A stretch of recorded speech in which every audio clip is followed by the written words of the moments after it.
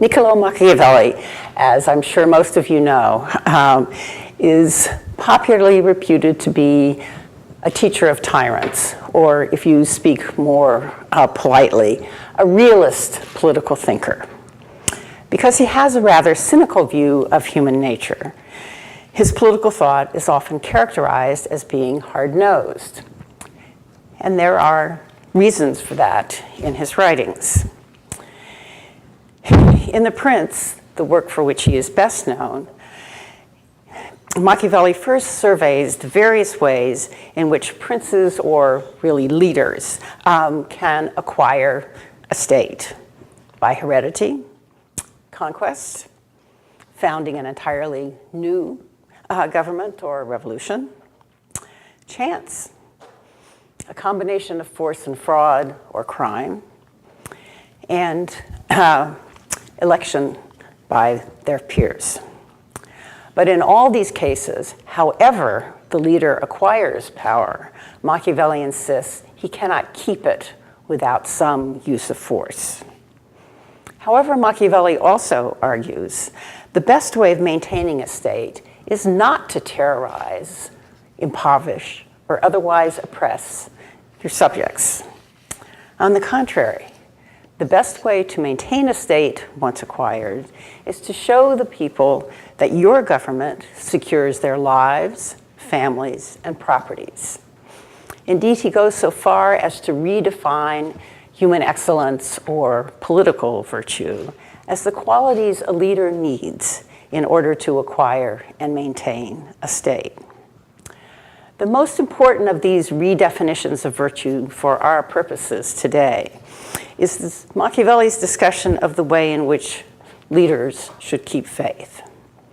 Machiavelli plays on the double meaning of keeping faith, which can refer both to keeping your word or holding true to your promises, or continuing to believe in God. And if you think about oaths, you'll see the relation between those two meanings, promises but secured by God. But in both cases, Machiavelli also observes that although leaders are praised for keeping faith, we observe that those who are most successful don't feel the need to abide by their promises if it's no longer in their interest to do so. Nor do they let their religious convictions stand in the way of doing what's necessary for them to maintain control. However, Machiavelli emphasizes again, although successful leaders need to use both force and fraud, they must always appear to be merciful, faithful, humane, honest, and religious. Most of all, religious, even though, in fact, they cannot always be. But Machiavelli assures his readers, if leaders maintain a state which actually secures the lives, families, and properties of its people, these leaders will, in fact, have been merciful and kind to most of the people living there, and cruel only to a few criminals who disobey the law or seek otherwise to oppress their fellow citizens. So he concludes, if leaders do what is necessary to maintain their state, the people will believe them when they say, I fought the war, or I passed the tax, or I imprisoned these criminals for the sake of God or for the sake of you, my people, even though the leaders were actually acting only in order to maintain their own power and position. So this is Machiavelli the cynic. This afternoon, I'm not going to be talking about the explicitly hard-nosed Machiavelli. I'm going to be talking about him as the author of what many critics consider to be the finest comedy ever written in the Italian language, La Mandragola. But I hope by the end of the lecture you'll see that there is a connection between Machiavelli's hard-nosed thought and his very funny comedy. Mandragola is, I can assure you, I'm not sure I'm going to bring this out so well, a very funny play, so I recommend that you read it. But Machiavelli indicates in some of his other writings He did not compose and produce comedies just to make his audience laugh. In the prologue to another one of his comedies, Clizia, Machiavelli declares that, and I quote, "Comedies were discovered in order to benefit as well as to delight the spectators." And even more pointedly in his discourse on language, he writes, "Though the aim of comedy is to hold up a mirror to domestic life," and that will be important that it's domestic life, "the way it does that is to allow people to come with the expectation that they're going to enjoy themselves, so they come eagerly, but to taste afterwards the useful lesson that lay underneath." So I conclude, Machiavelli is inviting us to ask, what is the useful lesson underlying the comic plot of La Mandragola? And of course, to answer that question, we have to look at the plot. In the prologue to his comedy, Machiavelli announces that he is presenting a new caso, case, or cause that has arisen in Florence, although some of this could happen elsewhere. In other words, he suggests that the case he is presenting in Florence has broader applicability. However, although Machiavelli emphasizes the newness of his case, virtually all commentators have recognized that Machiavelli's new story is a retelling or a version of a very old story. That's the story about the founding of the Roman Republic as a result of the rape of Lucretia. So in order to bring out the significance of Machiavelli's new story, it's useful to see what changes he made on the old. So in Livy's History of Rome, the rape of Lucretia had great political significance because it provided the occasion, if not literally speaking, the cause, for the founding of the Roman Republic by Lucius Junius Brutus. And I'll give you a very short recap of the story. The then king of Rome, it was first a monarchy, had attacked the wealthy neighboring city of Ardea in order to replenish his own treasury.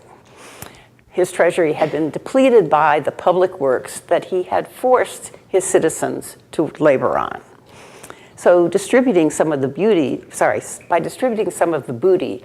from the conquests of Ardea, King Tarquin hoped also to appease his own people. Unable to take the city by storm, the Romans had started a siege. Well, when they were waiting for the siege to work, some of the young princes who were out there with the troops were dining and drinking, and as used to be the wont, maybe still is, of young men, these were married, and so they began bragging about their respective wives. One named Tarquinius Collatinus insisted that his wife Lucretia was the best, so, they, in their cups, they said, okay, let's all ride back to Rome and see. It's 20 miles, so they could do that. The princes found all the other wives together, wining and dining luxuriously. Lucretia alone was at home, weaving with her maids by candlelight. The king's son, Sextus, was taken by her virtue as well as her beauty. And so he resolved to come back the next day and ravish her. When he came back, and he confronted her at sword point, informed her of what he wanted to do. She said, no way.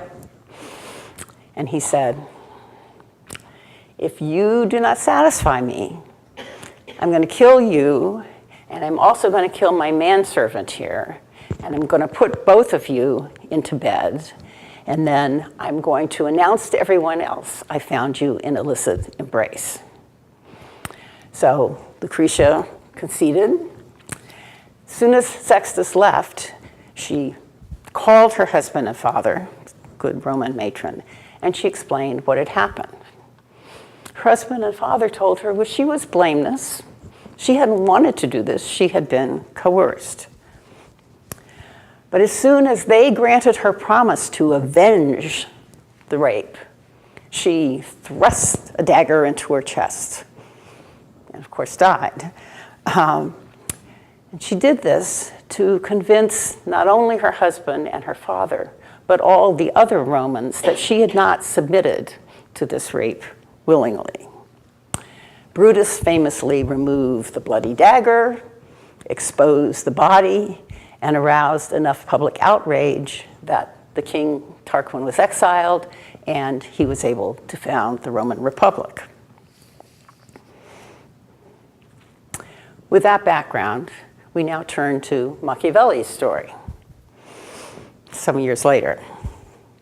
In Mandragola, we learn that a handsome young man, a Florentine, named Callimaco Guardini, had heard of the extraordinary beauty and virtue of a woman named Lucrezia from a relative of hers who had come to Paris and had engaged Callimaco in a debate about which women were more beautiful, the French or the Italians. Like the Roman princes, Callimaco decided to go home to see. And once he saw Lucrezia, he was overcome by such an intense desire to sleep with her that he couldn't think of anything else. The provocation and the action in Machiavelli's play is thus pretty much the same as it was in his ancient source. But the setting and the circumstances are importantly different. Whereas the Roman princes took a brief leave from military duty, Callimaco returns to Florence from a voluntary exile of 20 years, undertaken to avoid war. He is young, noble, but he's no soldier and no patriot. After his parents died, his guardian sent him away to Paris, where he remained after 1494 to avoid the wars that were begun with the French invasion of Italy. At the very beginning of the play, we thus see one reason Machiavelli complains in his prologue that ancient virtue has fallen off. Callimaco proves not only to be less forceful, but also less resourceful than his Roman predecessor.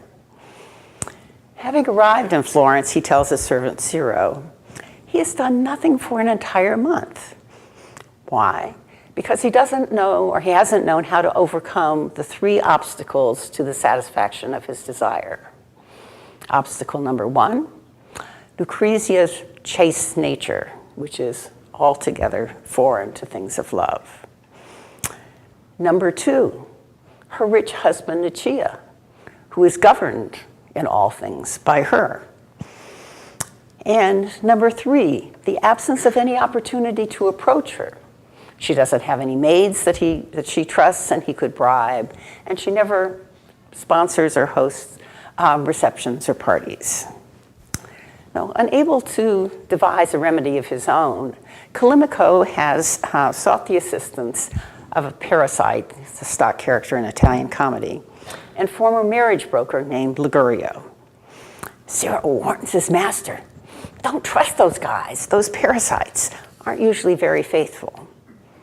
Like his creator, however, Callimaco believes that human beings will work if and when they see the promise of a reward.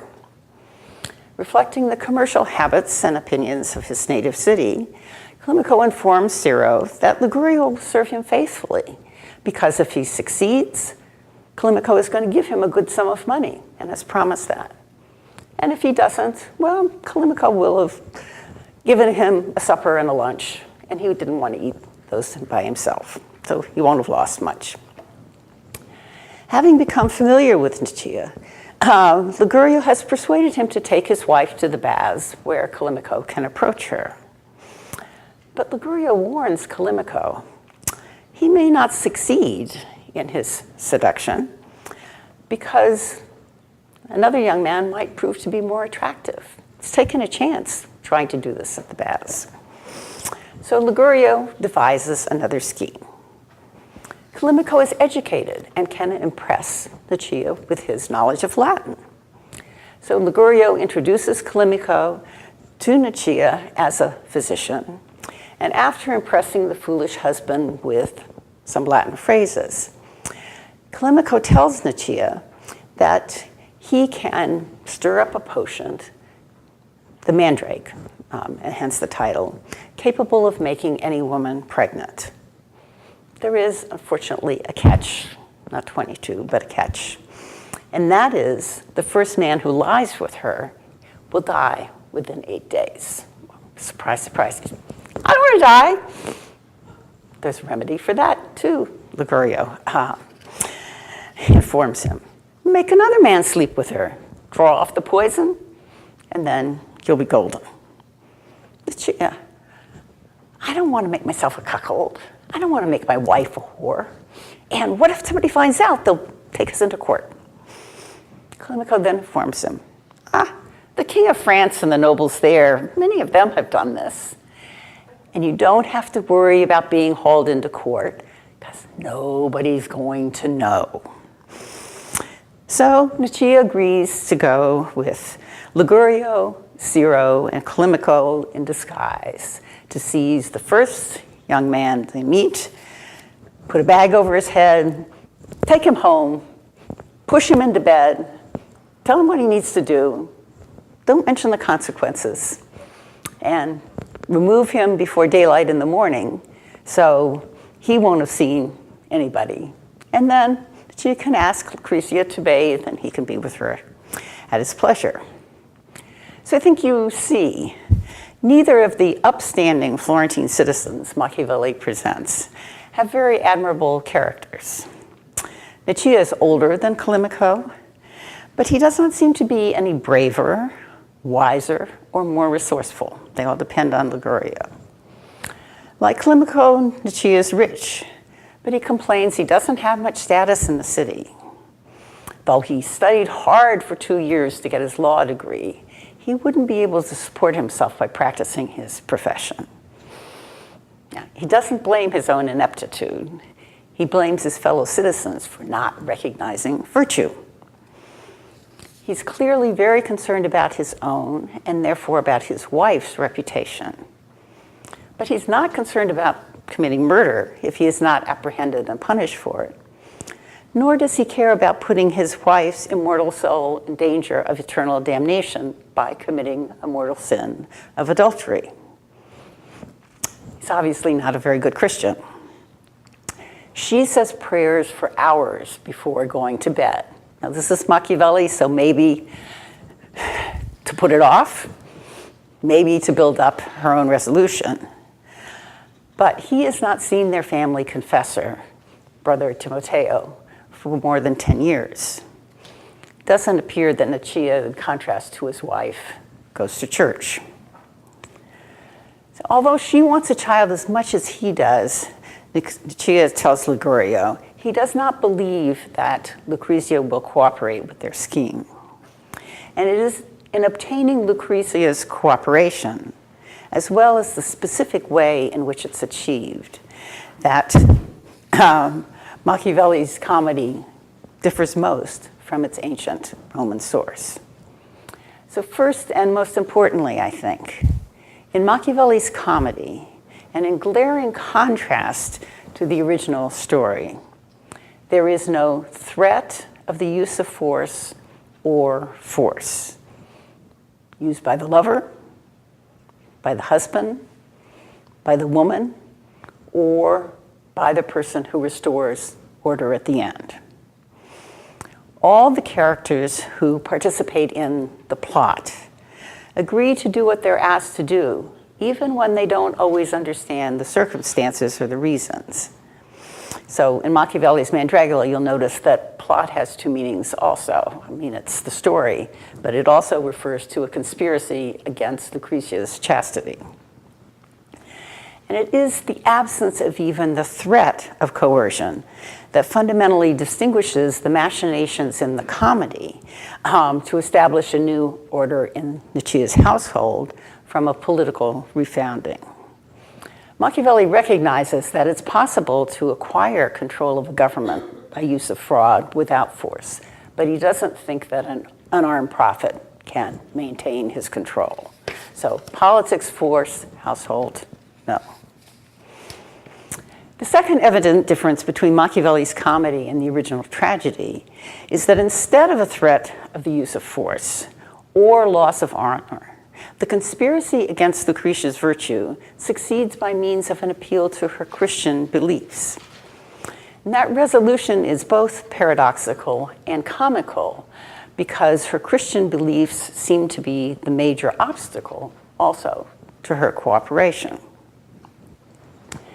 In order to obtain Lucretia's cooperation, Ligurio informs Callimaco and Lucia they will need to enlist the help of both her confessor and her mother.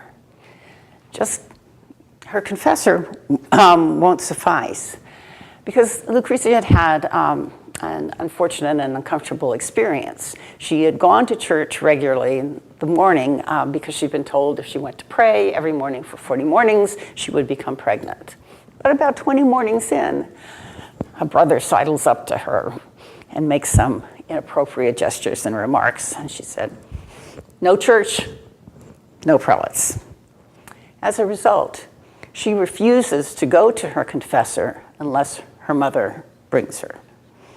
So Ligurio and Lucia go to the mother, whose name is Sostrata, to ask her to bring Lucretia to the confessor, and the mother agrees.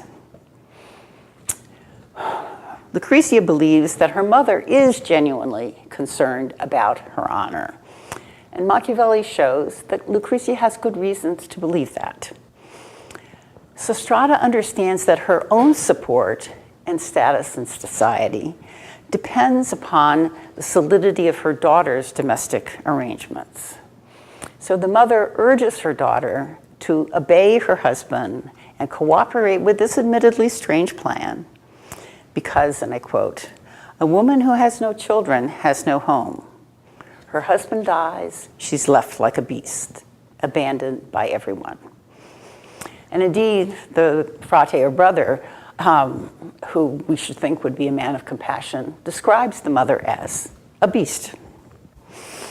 In contrast to Lucia, Sostrata sympathizes with her daughter's fear of committing a sin and being eternally punished for it. However, since her confessor has removed any questions of conscience, Sostrata asks her daughter, "What are you afraid of? There are 50 women in Florence who would raise hands to heaven for this opportunity." Ligurio thinks that he will be able to obtain the help of Frate Timoteo by offering him a bribe. And again, I quote, "These frati are cunning, astute, and it stands to reason, because they know our sins as well as their own." The brothers know the sins of others, Machiavelli reminds his audience in the next scene, because they hear confessions.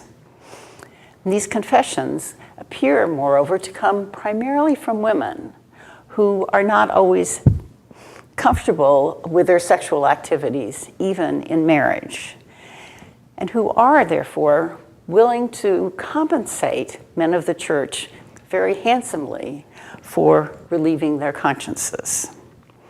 But Ligurio nevertheless tests the willingness of the frate to engage in morally and religiously questionable projects by asking him to persuade an abbess to give a young woman staying in the convent a potion to force her to miscarry, in exchange for a gift of 300 ducats that the frate can distribute to the poor. And the frate agrees. He seems to concur with Ligurio's contention that many goods will result. The honor of the convent, the girl, and her relations will be maintained, and the frate will get 300 ducats to distribute in alms. Indeed, Timoteo seems to agree with Ligurio's general contention that good is that which does good for most, and that which the most are contented, and that by which the most are contented, so long as it be in the name of God and for charity. After he tests Timoteo's corruptibility with a story about the pregnant girl, Ligurio informs him, "Oh, she miscarried naturally, and here's what I really want you to do." So then he explains. Timoteo knows he's been duped, but in a soliloquy to the audience, he says, Messer Nicia and Calimico are rich, and I'm going to get a lot from each one of them. Why? Both will, for different reasons, continue to pay me to keep quiet. And I won't have to worry about them letting my part in this affair become public either. Timoteo doesn't repent his decision to do things of questionable morality or piety in order to alleviate the condition of the poor and improve the reputation of the church. On the contrary, he criticizes other frati for not understanding the necessity of acquiring funds in order to keep up appearances. In order to maintain the faith of the parishioners, they should make sure the statues in churches are painted. They should see that there are many processions to the Virgin in order to impress the public. But Timoteo does recognize it will be hard to persuade Lucretia, who he says is wise and good. But he thinks he will be able to dupe her by her goodness. So when the brother meets with Lucretia and her mother, the frate presents 3 reasons why she should agree to sleep with a strange man, her words, submit her body to this disgrace, and be the cause of his dying. The first reason he gives is that where there is a certain good and an uncertain evil, you should prefer the certain good to the uncertain evil. The certain good in this case is that she will become pregnant. Well, that is definitely not certain, unless you believe that Calimico's potion is actually going to make her pregnant. Likewise, the frate assures her, it's not certain he's going to die, so don't worry about it. Now, Timoteo does have good reasons not to think that Calimico, who's disguised, is going to die. The potion is part of a hoax.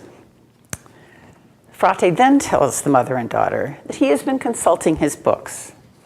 And the second reason he gives for her to submit to this strange plan comes from the comfort St. Augustine gives to the women who were raped in the fall of Rome. And that comfort is, it is the will that sins, not the body. And the frate explains to Lucretia, what causes the adultery to be a sin is displeasing your husband and taking pleasure in it. But you're not displeasing your husband, you're doing what he wants, and you're not taking pleasure in it. So, no sin. And finally, and I'll give you your choice, he enunciates the Machiavellian, or perhaps the Aristotelian principle, that the end has to be looked to in all cases. Her end is to fill a seat in heaven, and the means of her gaining that seat is to make her husband happy. Won't surprise you, I think, if I say these are bad arguments. And Lucretia is utterly unconvinced. Believing that she will have sinned and that she will therefore be struck down by the sword of God the next morning, she says she doesn't think that she'll be alive.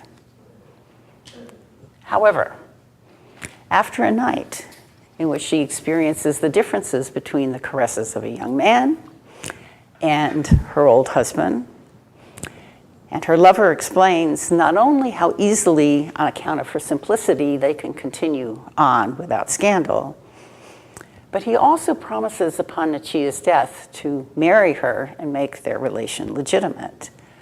Lucretia concludes, since your astuteness, my husband's stupidity, my mother's simplicity, and my confessor's wickedness have led me to do what I would never have done for myself, I'm determined to judge that it comes from a heavenly disposition. Although she piously states that she does not have it in her to reject heaven's will, at this point, she takes control of everything that happens in the household. She impiously declares that she now takes Calimico, and again I quote, to be her Lord, Master, and Guide, her father, defender, and her every good. She wishes to punish her husband by giving him always what he wanted for one night, So she tells Calimico, become my husband's best friend, he'll invite you to dinner, you'll be at the house all the time, and we can be together whenever. So in declaring her obedience to God and taking her lover as her master, Lucretia, in effect, takes control of the organization of the household. So like Ligurio, she rules from behind because she rules invisibly. And Nietzsche notices the change in his wife's bearing almost immediately when he observes that she's become very bold the next morning. But he nevertheless brings her to church to be blessed by the frate. There, Lucia formally introduces her to Maestro Calimico, says, who will have been the cause of our having a staff to sustain our old age. And Lucretia states that she wants him to be their close friend or the godfather of the baby. Lucia invites Calimico and Ligurio to dinner and gives them a key to the house so they can return whenever, because they don't have women at home, and so they live like beasts. Being a part of a household is essential to being or living as a human. Timoteo asks whether he's going to get the money for the alms, and Ligurio asks that Ciro be remembered as well. In sum, this would be the first point, all the participants in the conspiracy benefit. But the benefits, the satisfaction of Nicia's desire to have an heir, Calimico's desire to sleep with an extraordinarily beautiful woman, Ligurio's desire to have a regular source of meals, Ciro's desire to see his master's desire satisfied and the pretentious lawyer's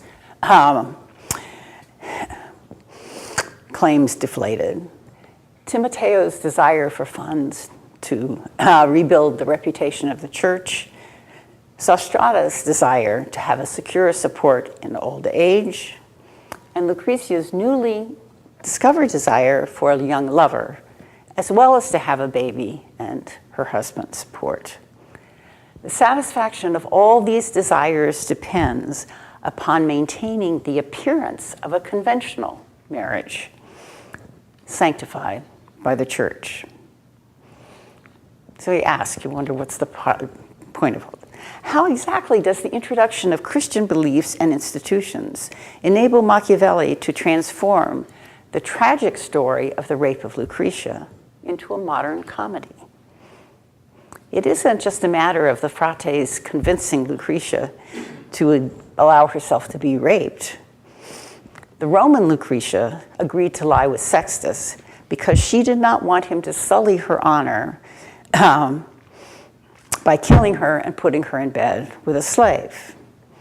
She killed herself later to show that she did not consent to or take pleasure in the act. The Florentine Lucretia is not persuaded by her confessor, but she does not propose to kill herself in order to maintain her honor. She does not because with the introduction of Christian beliefs, the standard and judge of a person's honor has changed. The Roman Lucretia worried about what her husband and the other Romans thought about her, public opinion.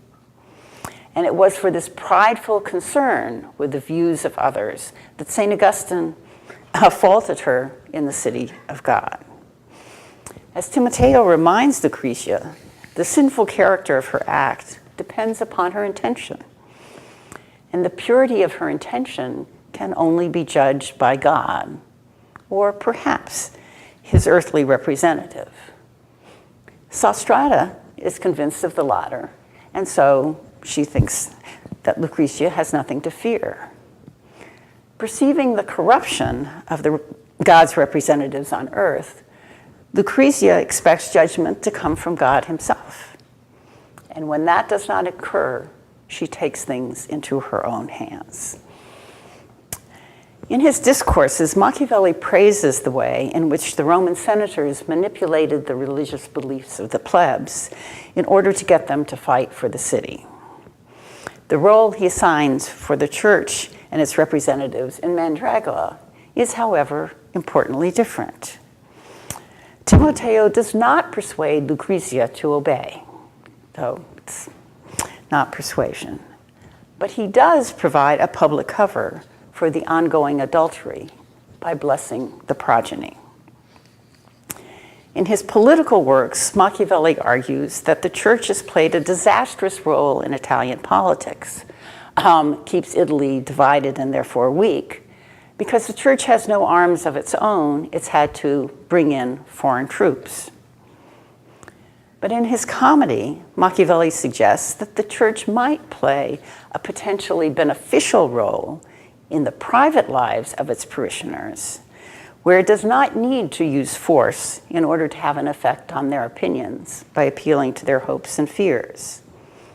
If the church confined its public role to the sanctification and support of marriage, the church would become an important means of challenging or containing a very strong human passion, so that it would have a productive, procreative end with marriage, not adultery.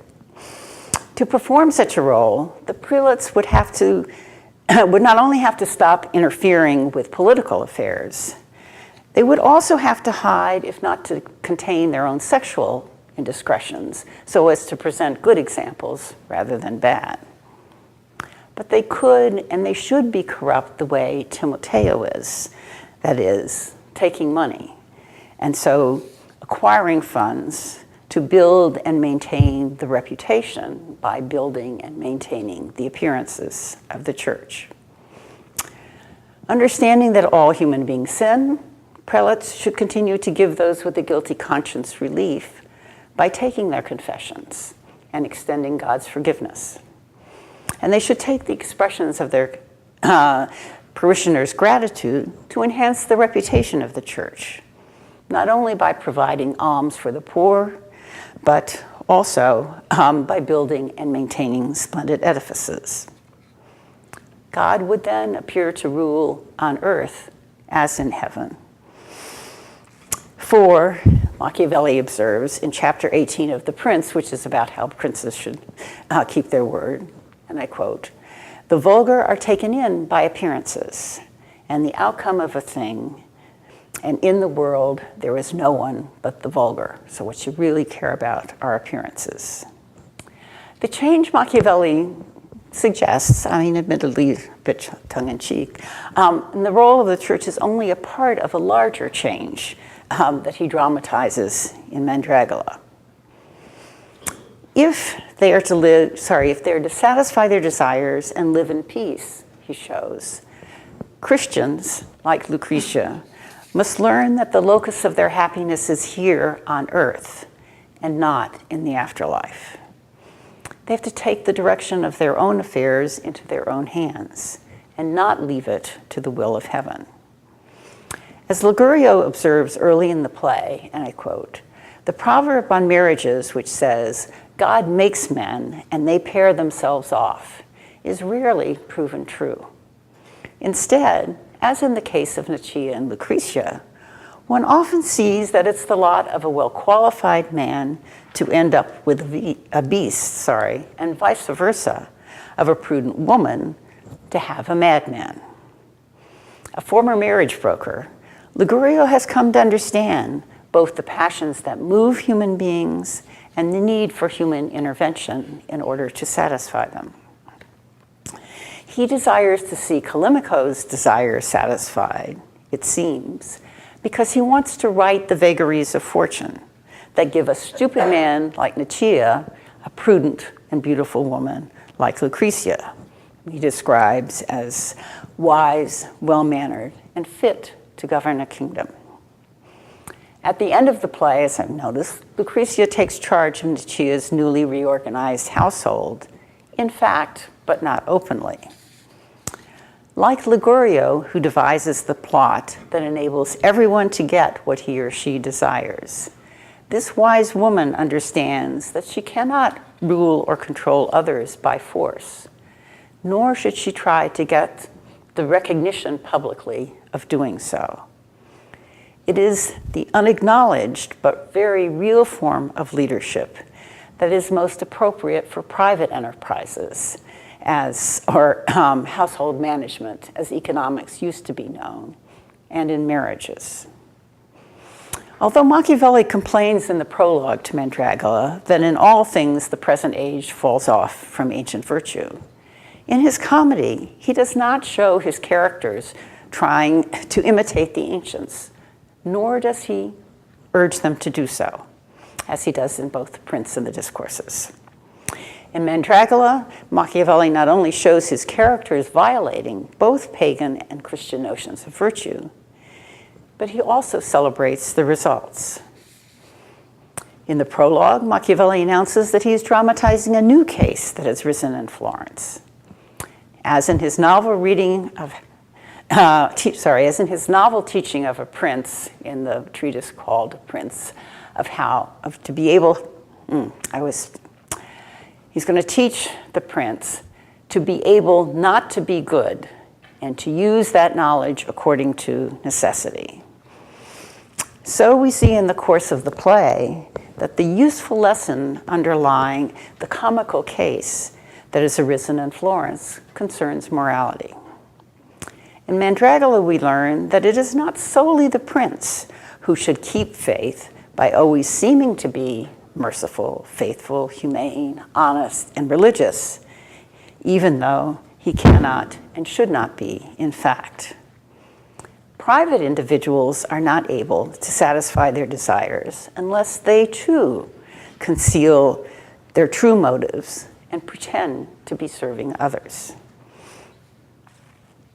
They must appear to be acting according to conventional religious and moral beliefs they do not actually share or cherish, because these conventional moral and religious beliefs support socially useful institutions such as the family and the church.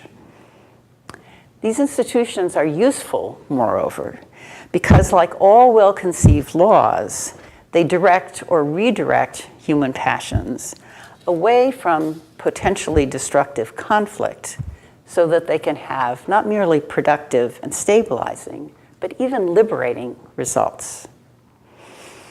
In Mandragola, Machiavelli thus shows that a crucial part of the new moral teaching he is presenting in The Prince applies to private life as well. But he does not suggest that there is no difference between private and public.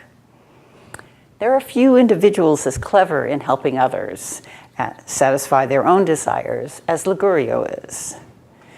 And there are few women as wise as Lucretia about the way in which they can rule without seeming to do so. In most cities, Machiavelli shows in his political works, the passions of men may be aroused by women, but what they fight mostly over, really, are economic goods. Despite the introductory song he appended to the comedy, in which nymphs and shepherds urge the audience to follow their desires because life is brief and many are the pains which living and struggling everyone sustains, Machiavelli is not an Epicurean or a hedonist. In contrast to his nymphs and shepherds, he clearly states in the prologue he would like to be acting in politics instead of writing comedies. Would if he could. And in public life, where individuals strive for recognition, despite the envy of others, there is always conflict. Conflict which at best can be controlled, but never obliterated by laws backed up with force. If we were to look at Machiavelli's praise of the advantages of a free way of life in his discourses, we discover that most of those advantages are private. Where individuals feel secure in their lives and property, he observes, they not merely work to produce more because they believe that they will enjoy the fruits of their own labor. They will also marry and have more children because they believe they're going to be able to support them. And with a bigger population, trade and the arts will grow. In private life, as he shows in his comedy, where associations are voluntary, love can be stronger than fear. Because of the need to maintain appearances, fear of scandal doesn't disappear. But in the wooing of Lucretia, Machiavelli shows, Calimico makes a crucial change on the advice he got from Ligurio. Ligurio had told Calimico, when you're in bed and you've made her happy, You should tell her how you can continue to have these pleasures without scandal if she cooperates. And if she doesn't, threaten her with scandal.